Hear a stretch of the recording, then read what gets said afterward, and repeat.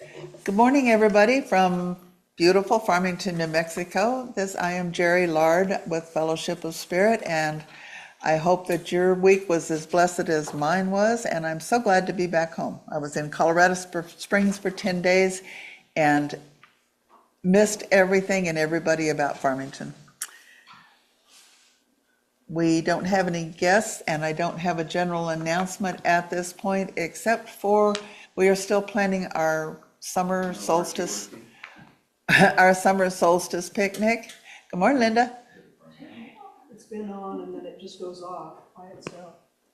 So we're doing some technical difficulties. Fred is working on them, so I will converse for a little while. There it's on now, yes. Our summer solstice picnic will be at the Kiwanis Park on 30th Street on Friday, June the 20th, Now it's on. if I remember that correctly, and there will be more information coming about that. Let's keep Ron Holloway and Christine Summers in our prayers. They are both still dealing with health issues and Now, thank you. need all the help that we can give them. So keep them in our prayer list. Everything good? Okay. Please welcome Margaret with our prelude. He's everything to me.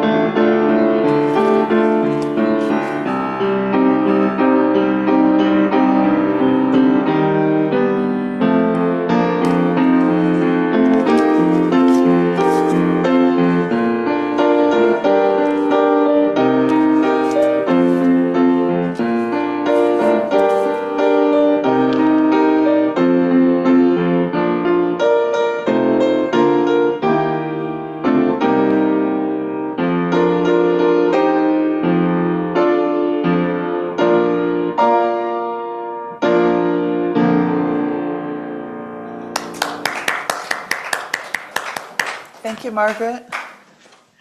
Susan Barnes, even though you can't see her face, has our opening prayer. Good morning, everyone. And you were talking about beautiful Farmington. I'd have to say beautiful and very warm, Belize. So let's close our eyes and open ourselves up to that divine energy flowing through our crown chakra. And feel that spirit energizing, invigorating, and bringing us to that oneness with our inner selves, with that inner God. Mother, Father, God, we give thanks for the day, for the people that are here, for all those that we love. And we give thanks knowing that you will aid in the healing of those who are not with us,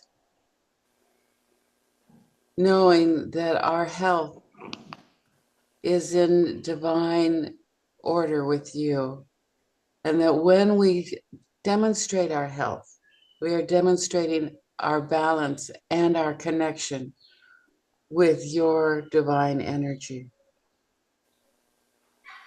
We give thanks for the opportunity to be of service, not only to those in our fellowship, but to everyone around us, for all the wonderful gifts that we have been given, the gifts of all of the food that we have to eat, for the houses that are over our heads, for the comfort that we experience,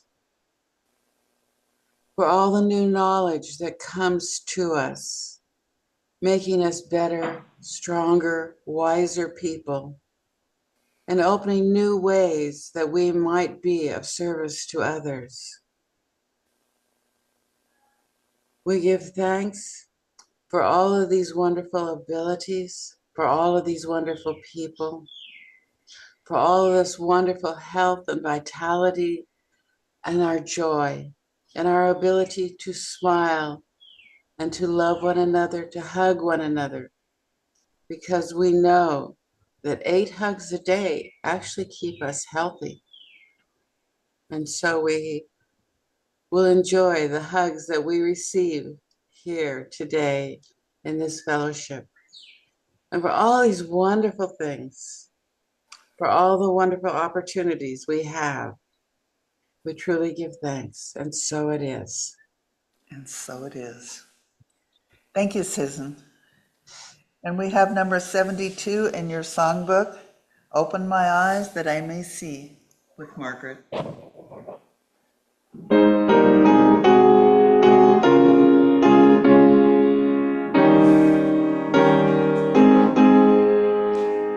Open my eyes that I may see glimpses of truth thou hast for me.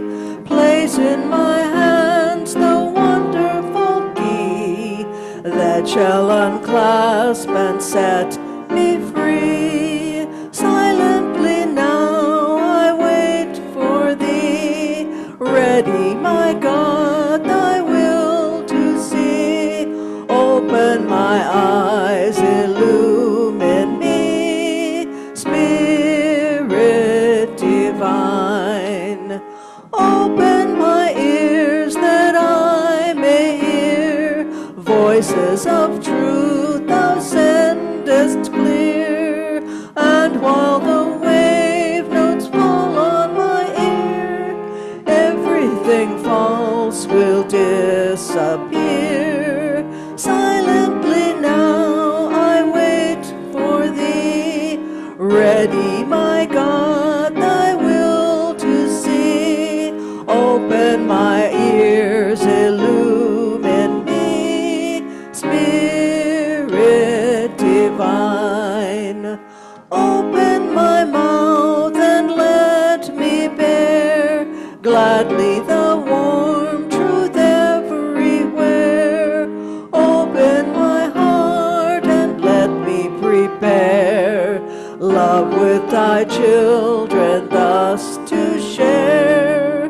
Silently now I wait for thee, ready, my God, thy will to see.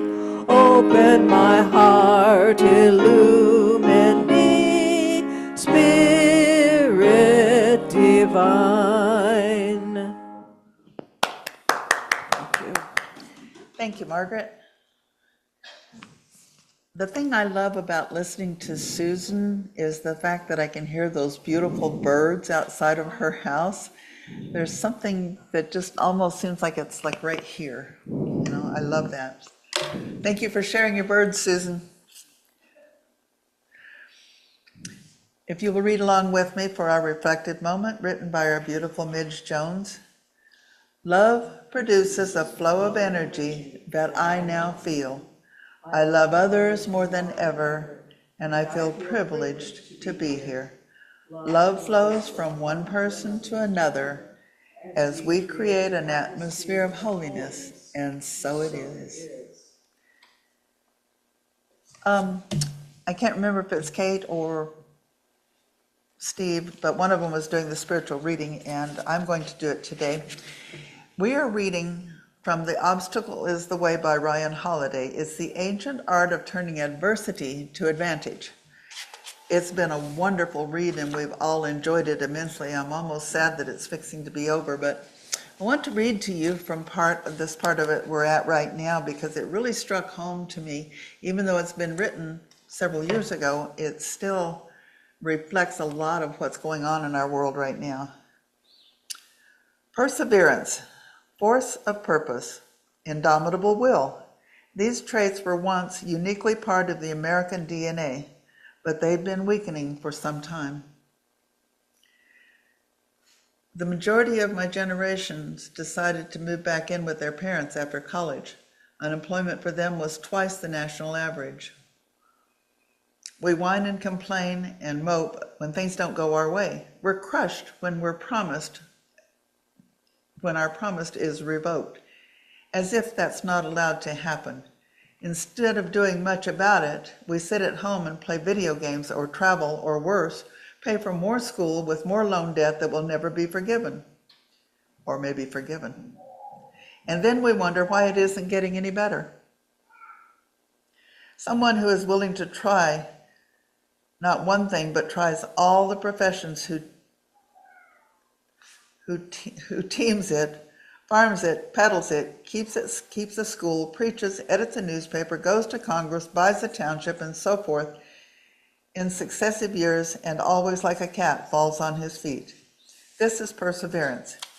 And with it, Emerson said, with the exercise of self-trust, new powers shall appear. The good thing about true perseverance is that it can't be stopped by anything besides death. We can go around it, or under it, or backwards. We can decide that momentum and defeat are not mutually exclusive. We can keep going, advancing, even if we've been stopped in one particular direction.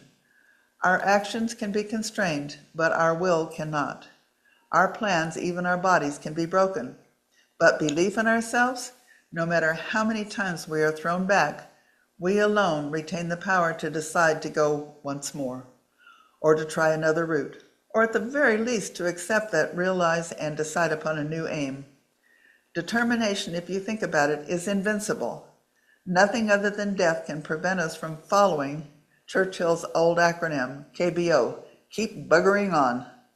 Despair, that's on you. No one else is to blame when you throw in the towel. We don't control the barriers or the people who put them there, but we control ourselves, and that is sufficient. The true threat to determination, then, is not what happens to us, but us ourselves. Why would you be your own worst enemy? Hold on and hold steady.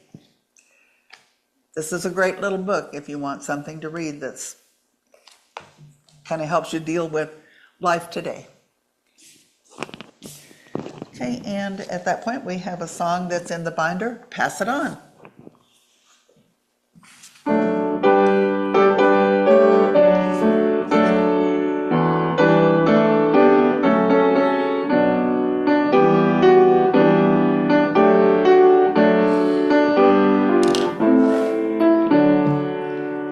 It only takes a spark to get a fire going,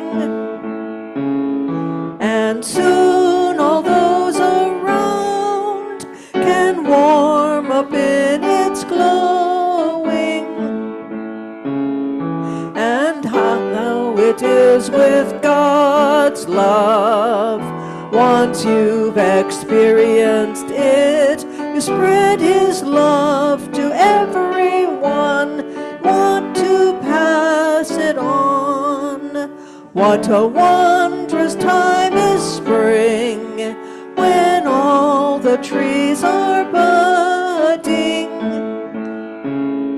The birds begin to sing, the flowers start their blooming.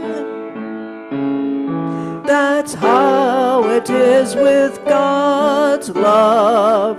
Once you've experienced it, you want to sing. It's fresh like spring. You want to pass it on. I wish for you, my friend, this happiness that I found.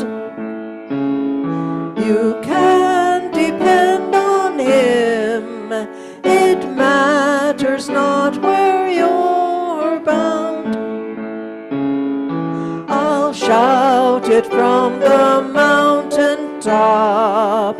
I want my world to know the Lord of love has come to me.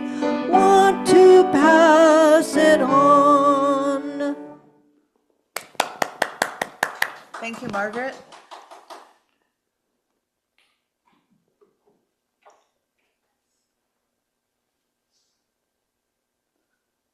I would like to welcome our dear friend Mark Wolf from Kentucky, where he's been for a few years, and we miss him dearly. I would really wish that we could see him sometimes other than on Zoom, just like Susan. It's nice to have him on Zoom because it's almost like having him next door. Anyway, he's brought us this thing called love, and I'm anxious to hear about it. Please welcome Mark Wolf.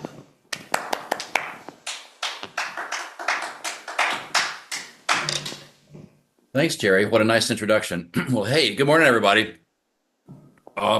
Here we are in the middle of March. You know, how did that happen?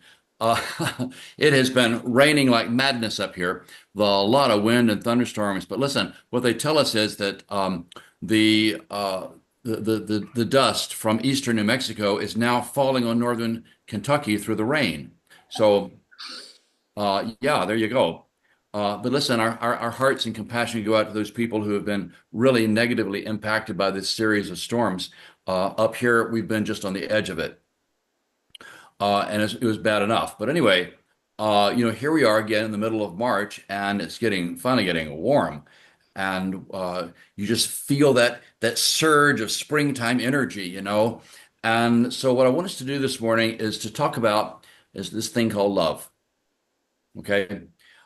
This thing called love. Let's take a look at this, but in a different way. I mean, what else is there that is talked about so much and yet seems to be practiced and understood so little? Now we've all heard about love, you got love. All you need is love, and love the Lord thy God and love your neighbors yourself and love me too. But today, what we're going to do is, you know how we do this. We're going to go in through the back door. We're going in through the back door, so to speak, and we are going to explore this thing called love in a brand new way. Hopefully, a way that we've never done before. All right, so let's get started. Listen, there is a well-known quote. We've all heard this quote from the Jesuit priest Teilhard de Chardin. And he said, we are not human beings having a spiritual experience. We are spiritual beings having a human experience. We've all heard that. We've heard it said in different ways. People say we're spiritual beings having a physical experience, but physical experience or human experience, it kind of amounts to the same thing because here we are with feet on the ground, But listen, why is that? I mean, seriously, why would spiritual beings, and let's just say it like it is, all right? Why would spiritual beings, beings of spiritual light, divine light, need to experience the human experience at all? So in other words, why would beings of divine light need a human or physical experience at all? In other words, what's the point? And the answer, we talked about this before in various ways. The answer is found in very, very highly symbolic terms in the opening chapters of the book of Genesis. Now, the text talks about these people, okay? There's these people named Adam and Eve. Anybody heard of those? But my teachers in the Kabbalah have stressed that that the term Adam and Eve is code.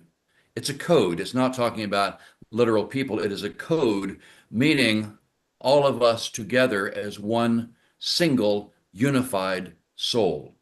All of us together as a single spiritual being having a spiritual experience.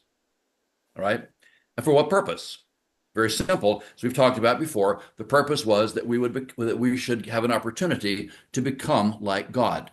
But, okay, there is one very specific instruction. And we read about that in Genesis chapter 2. Of every tree of the garden you are allowed to eat freely, but you must not eat from the tree of knowledge of good and evil, because on the day you eat from it, you will surely die. Very familiar story. Anybody spent a minute in Sunday school has heard this. And then we enter the serpent, the famous talking serpent. And snakes talk all the time, right? Yeah, no. It is just another code. It's a code that is meaning ego and the possibility or potential for separation. And this is Genesis chapter 3. We'll just kind of paraphrase this a little bit. Ego said, "You'll not surely die." Because listen, God knows that on the day you eat the fruit, you will become like God, because you will know good and evil. So what did we do? We said, no, I was talking snake. We said, perfect. It's like a shortcut. We'll take a shortcut. We'll eat from the tree, like the snake said, we'll eat from the tree, and we'll fulfill our purpose, and we'll become like God, because we will know good and evil. Wow. Go snake, So we chose the path of knowledge. Now, what does that mean? Well, listen, here's the thing. If we have wisdom, then we can see how everything is connected and how everything is really the same. If we have understanding, we can look and see how everything is unique. But with knowledge, it's different. Everything becomes hidden until we figure it out and sort it out one step at a time. Generally, one baby step forward and 2 steps back, or something like that. So anyway, we chose the path of knowledge. Now, did we die?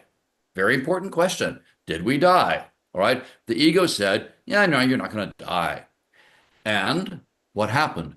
We remained alive. How do we know that? Because the story continues until here we are. So, did we die? Very important question. God said if we took from the tree of knowledge, we would die. So, did we die? Yes, very much so. Because in that moment, we were no longer spiritual beings having a spiritual experience. In that moment, we became spiritual beings having a human or increasingly physical experience. How do we know this, other than the fact that, here we are? How do we know this?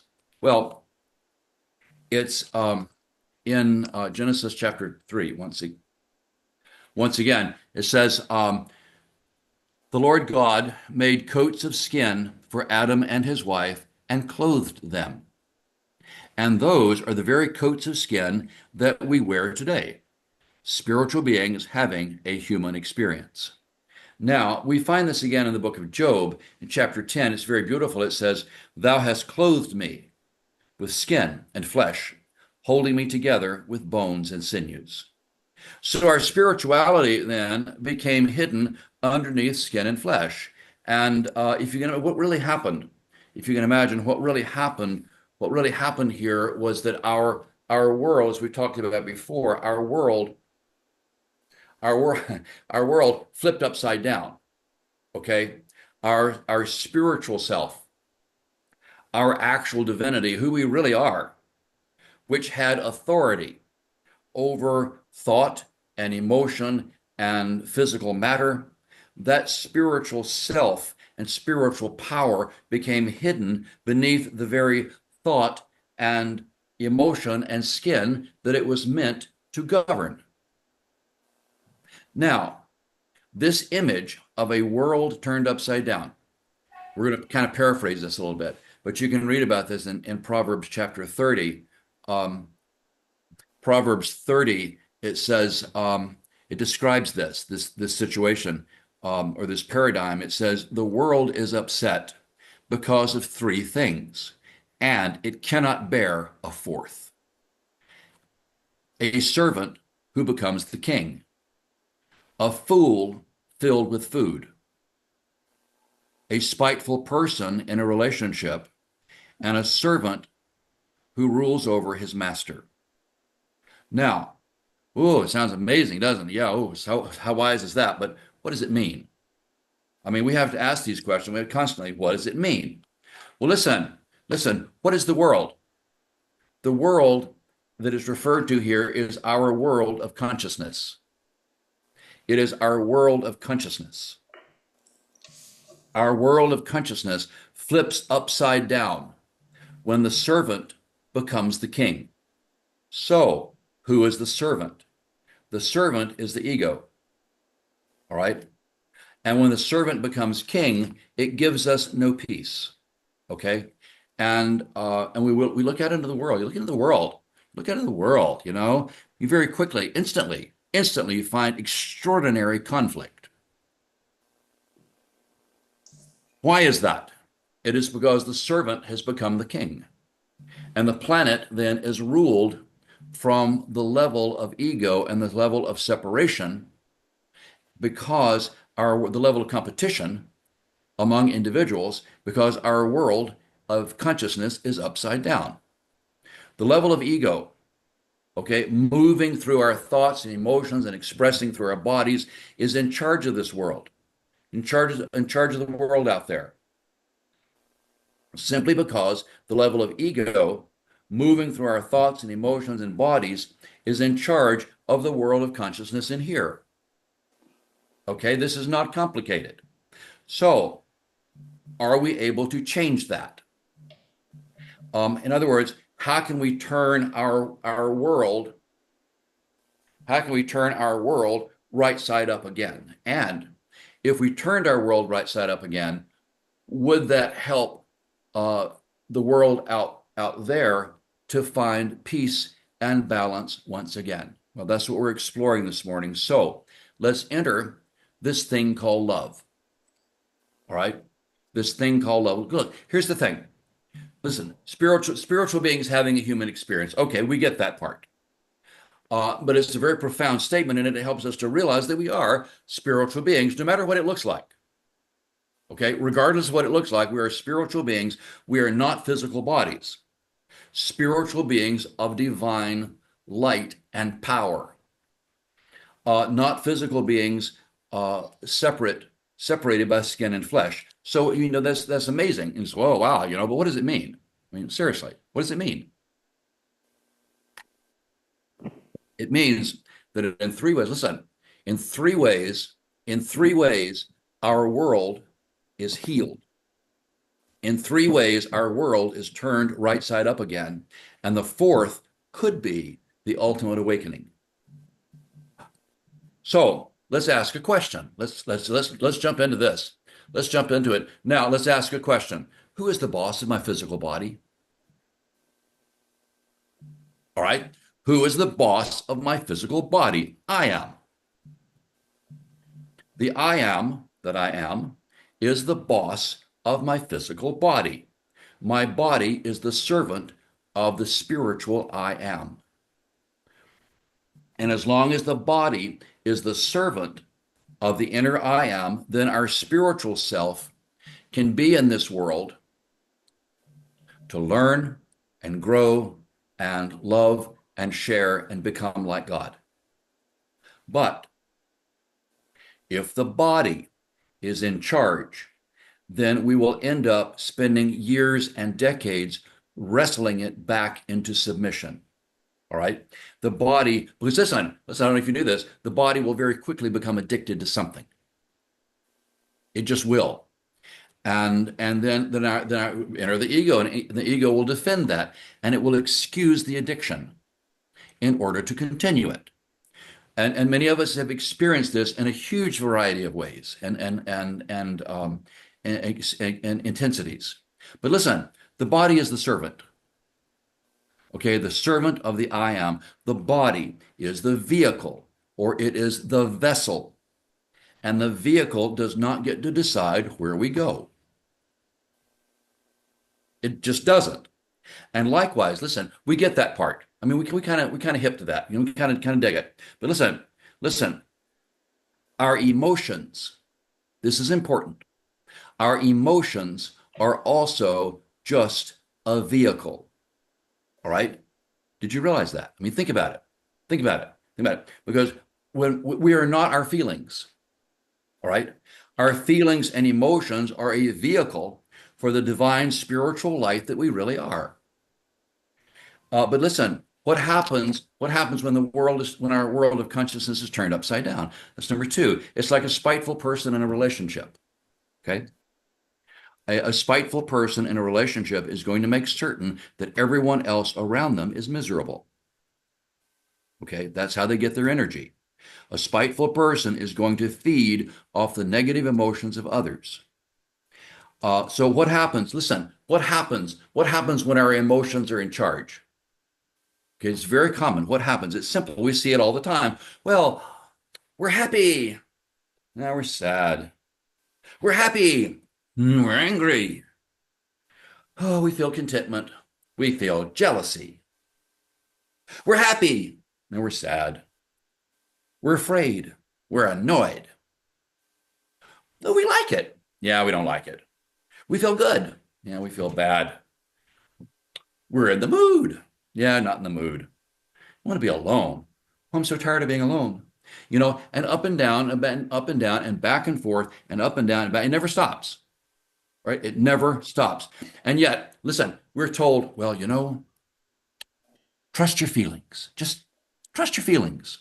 And then they say, feelings, can you trust them? Well, here's the thing. As long as our feelings are in charge, no, you can't trust them. You can't, because they're always going to be changing. And all we're going to get is jerked around. Okay? Back and forth, up and down, always changing, always reacting to what is out there. All right? And the divinity that's within us, the power, the connection, the wisdom, the connections within us, the power of the I am, never gets an opportunity to speak. All right? Because our emotions are in charge and driving the car, jerking us around like a spiteful person in a relationship. All right? But listen, this is important. Here's what we need to know. Here's the secret, and this is real. This is real. Here's the secret. Let's say it if we can, in the form of an affirmation. Here it is. I am the I am. I am not my emotions. My emotions are a vehicle for the light that I am. My emotions do not determine how I feel. I determine how I feel.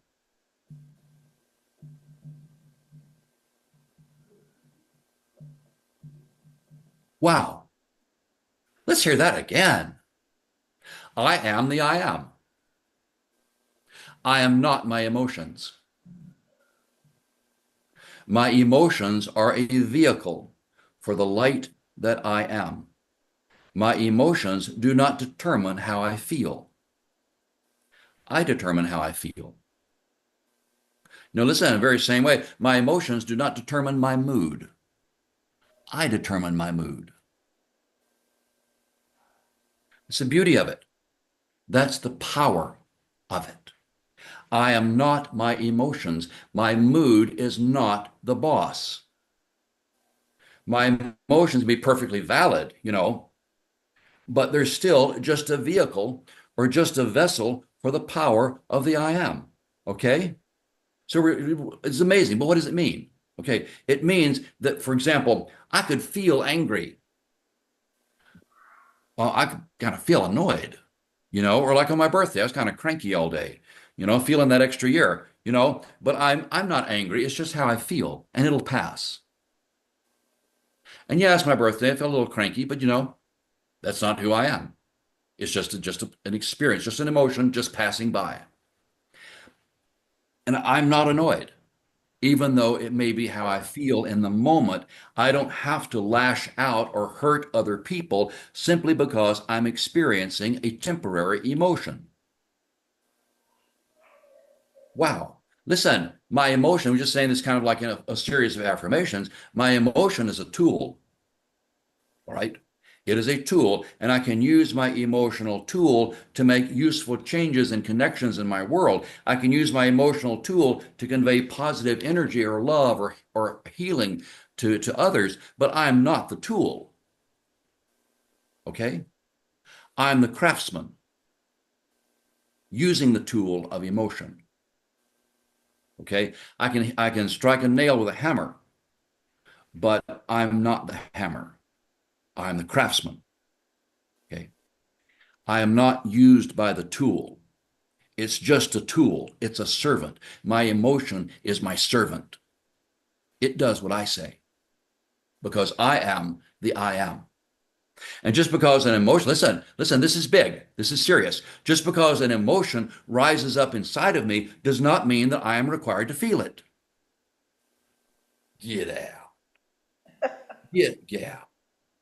Did you realize that? This is true. This is the thing. Listen, I do not have to feel an emotion just because it arises in my consciousness. Why? Because I'm in charge of me. I'm the boss of me. And I decide. And just a series of affirmations. This is amazing. This is so bad. I've been so excited about sharing this with you. And sometimes, we might feel like jealousy or envy or anger or something else that's like negative. The emotion can be there. I mean, it can be there. It's there because this is not about saying it's not there when it is. All right. We're not repressing it or suppressing it. We're not fighting that rascal because I'm not fighting my hammer. I'm just using it. All right. It's not about trying to suppress it or say it's not there when it really is. Okay. This is about being at peace. This is about coming to power and connection with who we really are. The emotion is there, but I am not required to feel it. I am not obligated to feel it simply because it's there. I decide what I will feel. I can observe it. Okay. I can watch it pass by. So, oh, wow. Anger, whatever. Okay. Where'd that come from? You can choose to feel it or choose not to feel it. It's up to us. Okay, because we're in charge. We decide the feeling or the emotion that we are going to feel. The emotion is not the boss. And people might say, oh, well, but what about the happiness and the affection and the kindness and the joy? Well, what about that? Well, feel it. Feel it. Nobody said don't feel it. Something that's good and it's positive. It's elevating, just, I mean, don't be carried away by it. Don't be owned by it. Okay. Emotions, even the beautiful and the positive ones are still, even the beautiful and positive emotions are still not who we really are. The beautiful and the positive emotions are still beautiful and positive. They are. And we are still the spiritual light of the I am, and we're still in charge. Okay. But in that moment, listen, in that moment of choosing to feel the emotion or choosing to let it go, in that moment of choosing, we are no longer a spiritual being we're no longer a spiritual being having a human experience. In that moment of choosing, in that moment of connecting to the I am that really is the boss, we become a spiritual being having a spiritual experience, using spiritual power the way it was intended. Now, the book of Proverbs also says that our world, I love this image, our world is also turned upside down when a fool is filled with food. I love that image. What does it mean? Okay, it's very simple. Very simple. Listen, it means that the thoughts and the thoughts in my mind, the thoughts in my mind are also not who I am. All right? My thoughts are not who I am. I am the thinker. I am not the thought. Once again, thinking is a tool. It is not who we are. It is a tool of the spiritual I am that I am. I think it was Ernest Holmes that said, who was, of course, the founder of Science of Mind in the 1930s. I think it was Ernest Holmes who said that we are constantly moving through an invisible field made up of the thoughts of the people around us. He's very insightful, also very true, because listen, thought is energy. It is a multi-dimensional energy. And the thinking of people around us can have an impact on our own consciousness when we react to it. And so sometimes, these more or less random thoughts can just appear in your mind, but you're like, okay, where did that come from? But listen, let me tell you a secret. This is for real. I'm going to tell you a secret. Just because a thought appears in our mind does not mean we are required to think it. All right, this is important. Let it sink in. Just because a thought appears in your mind does not mean that you are obligated to think it. And again, this is not about saying the thought is not there when it is. Okay, it's not about suppressing it or fighting it or we're gonna, wrestle this thing. That's not at all. Not at all. Because listen, here's a question. Let's ask a question. Who's the boss of my mind? Who is the boss of my mind? Who's in charge of my mind? I am. All right? Not the people around me. Okay? Certainly not the news, nor even my own thoughts. I am the boss of my mind, and in my head, I'm in charge of what goes on. The I am that I am is the boss of my mind. It is not my mind. My mind is a tool. I decide what thoughts I am going to think. Why? It's very simple. Because my thoughts are a tool. My thinking is the way I use that tool. We could say it in the form of an affirmation. How about that? We could say, I am the I am. I am not my thoughts. My thoughts and my thinking are a vehicle for the light that I am. My thoughts do not determine what I think. I determine what I think. Wow. You see where we're going with this. I am not my thoughts. I decide what I'm going to think because I'm the boss of what happens in my head. Likewise, just like I just said, I am not my emotions. I decide what I'm going to feel because I am the boss of what happens in my heart. See, when our world is turned upside down, it's turned upside down long ago, and our emotions and our reaction to other people began to determine what we felt. And our thoughts and our reaction to other people's thinking, our thoughts began to determine what we were thinking about. In other words, the stuff out there, all right, the stuff out there took charge of what was going on in here on all levels. And that's when the fourth element in our short passage from the book of Proverbs kicks in. A servant who rules over his master. All right. In other words, a servant who is supervising the boss. Now, who did we decide is a servant? Emotions, thought, our physical bodies. Those are the servant. Okay? Because they're, to one degree or another, they're all expressions of ego. Now, I said that in three ways our world is healed, and a fourth way could be the ultimate awakening. What are those three ways? And what does it have to do with this thing called love? Well, here it is. If my world is healed, my world is healed. In other words, my world of consciousness, which way does it go? My world of consciousness is turned right side up again when I become the boss of my physical body. And we've experienced that, and many of us stop right there.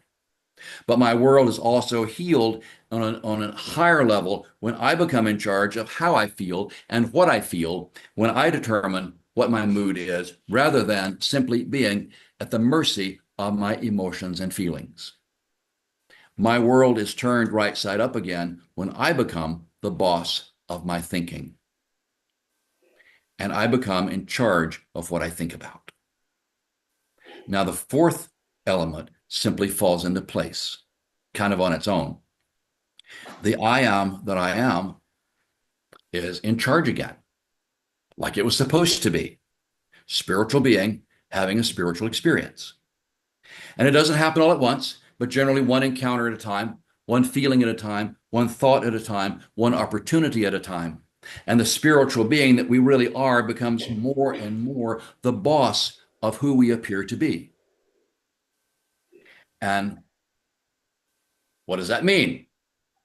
It means that we are becoming a spiritual being having a spiritual experience in spite of a physical world. And since, here we are right here on the doorstep of springtime, and what happens is we become in right relationship with ourselves. And springtime is time for relationships. We become in right relationship with ourselves. Now, what does it have to do with this thing called love, which is where we started? Well, it has everything to do with it. All right? Because listen, who do you think we really are? What do you think we really are? A spiritual being having a spiritual experience. Well, what is that spiritual being? We are this thing called love.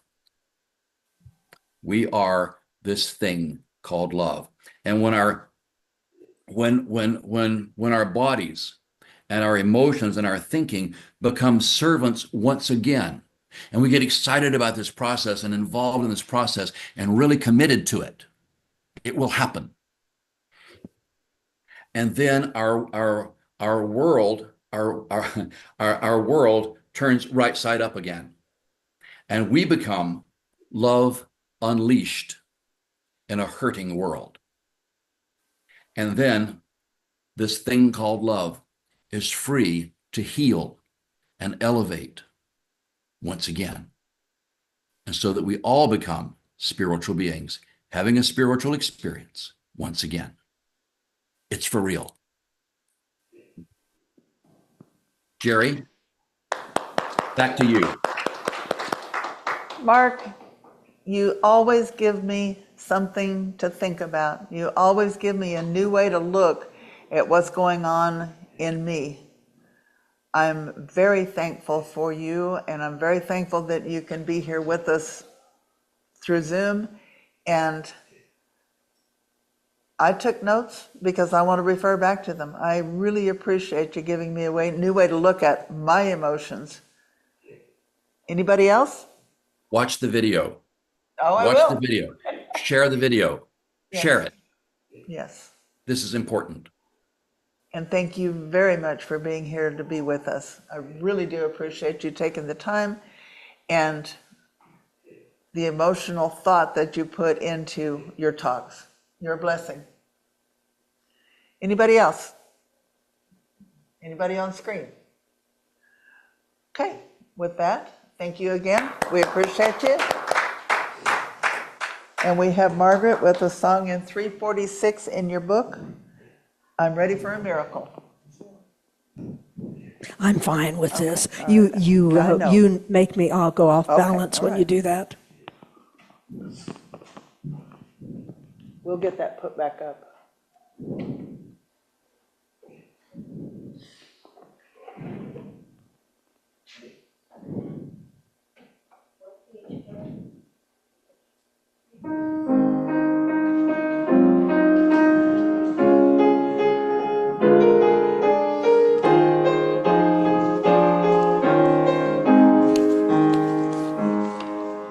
I'm ready for a miracle, ready for a miracle. I'm ready for a miracle today. I've got my mind in tune for one, ready to experience one. I'm ready for a miracle today. My mind is open, ready to receive it.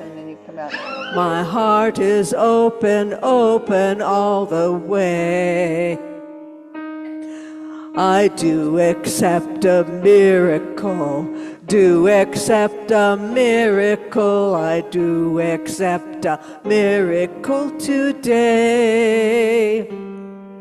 I do receive a miracle, do receive a miracle, I do receive a miracle today.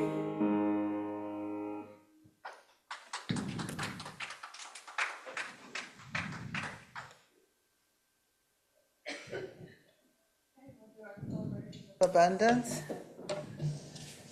If you'll repeat with me, divine love flowing through me blesses and multiplies all that I have, all that I give, and all that I receive. Through infinity, I am prosperous. Thank you, Bill.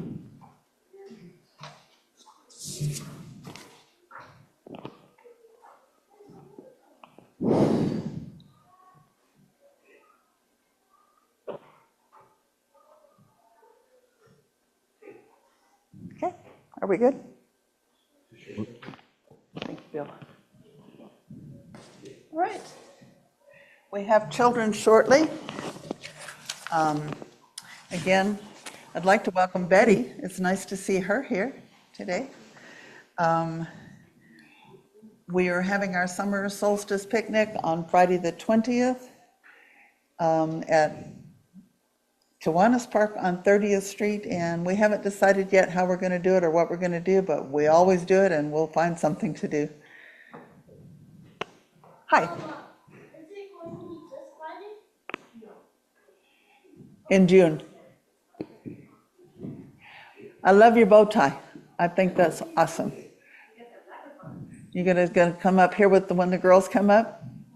Okay, then we get to see your bow ties. That'll be nice.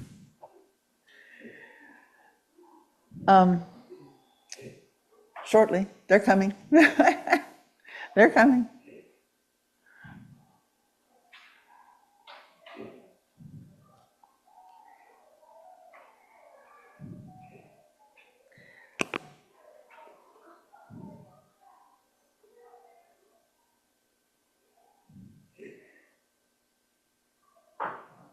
Hey, Frith, you want to run tell the girls now?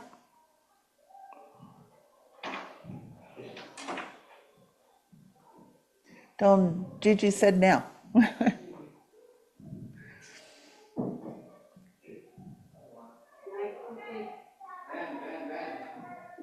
Okay, here they come. I hear them.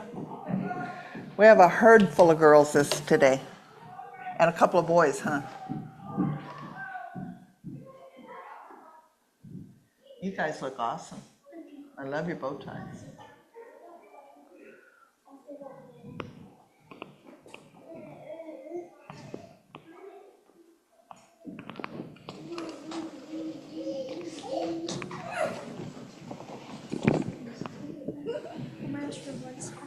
It's shorter than.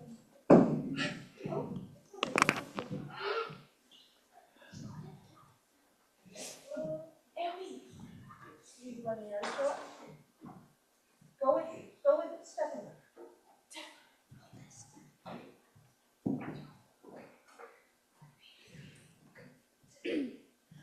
Today in class, we made different projects on wood. Our St. Patty's Day.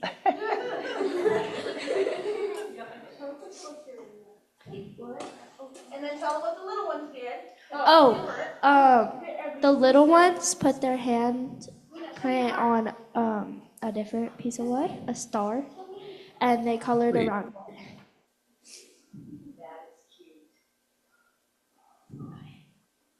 Today I'm doing a reading from Mountains, Meadows, and Moonbeams. I play on the sunny terrains over Africa's wide grassy plains. With friends I romp and play, and in the shade we lay. I am a giraffe, and that's happy inside, for the aid that I can provide. A very long neck have I, it reaches to the sky. I do not offer excuses, it has very special uses. I am a giraffe that's happy inside for the aid that I can provide. To you I will convey, God planned it all this way. I am in such a happy mood because I help in getting food. I'm a giraffe that's happy inside for the aid I can provide. When food is hard to get, my head up high I set. I pass the food to those below. On them my aid I will bestow. I'm a giraffe that's happy inside for the aid that I can provide.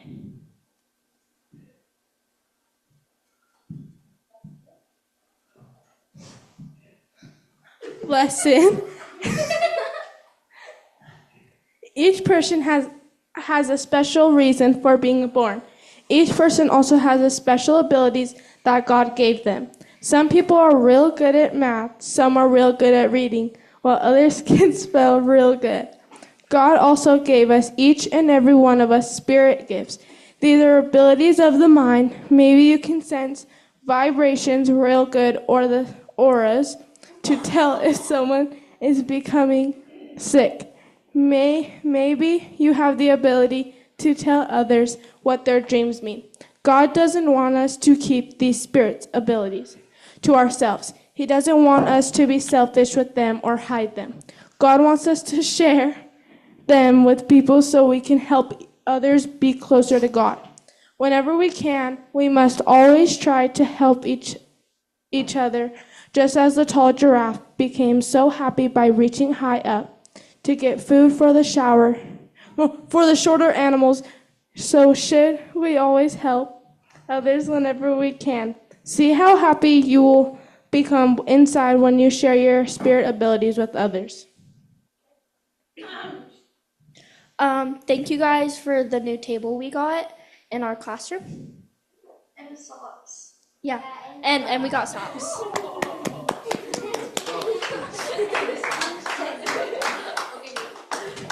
Thank you. Thank you all. That is a herd of girls. Exactly. Okay, and we are ready for Bill Clark, who will give us our closing statement, our closing prayer.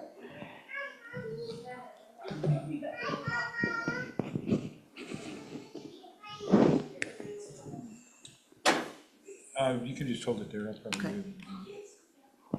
Good morning, everyone. Morning. Happy St. Patrick's Day. It's almost here. Today's topic is true success. When it's all said and done, success without happiness is the worst kind of failure. Louis Binstock.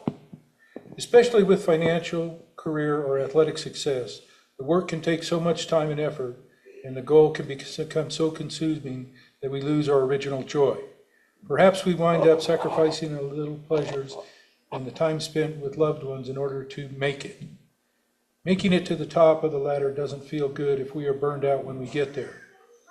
It's important to make time along the way to feed our souls, delight in friendships, and laugh at ourselves. It may take longer to get to our summit, but we will get there with the personal energy and relationships to really enjoy it. The walkaway is, no goal is so important that I must forfeit my sanity and joy to achieve it. I choose to make time for happiness all along the way. Basically, it's saying be in the present moment. God bless and have a great day. Thank you, Bill.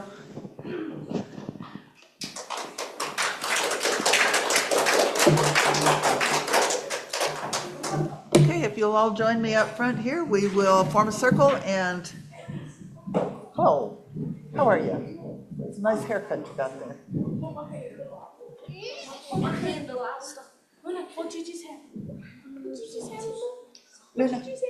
Luna, Luna.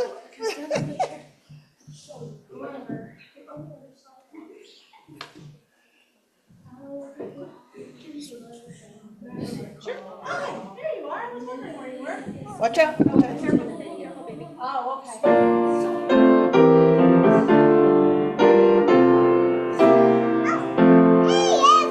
God bless America, land that I love. Stand beside her and guide her through the night with the light from above.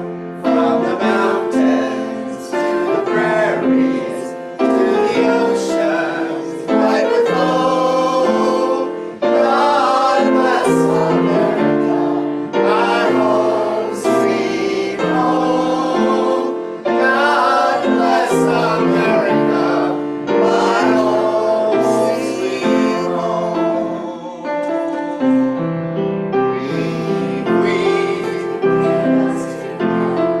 Together with unity and love, weave us together, in unity, and yes, there is peace on earth, and yes, it begins with me.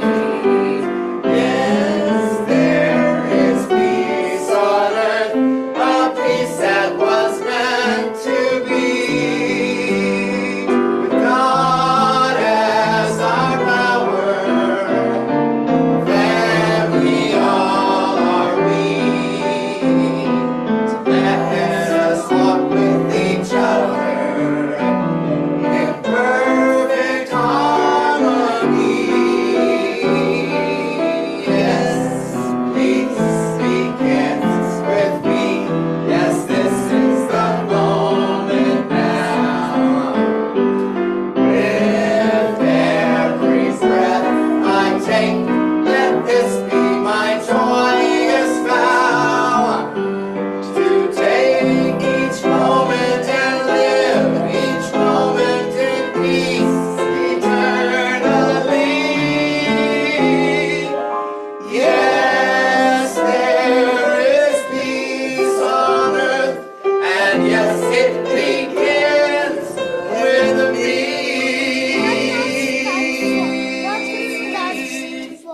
What does that for? What? That. That's to make this go up again. Blessings to you all. Thank you for being here. Have a wonderful, blessed week. Amen. We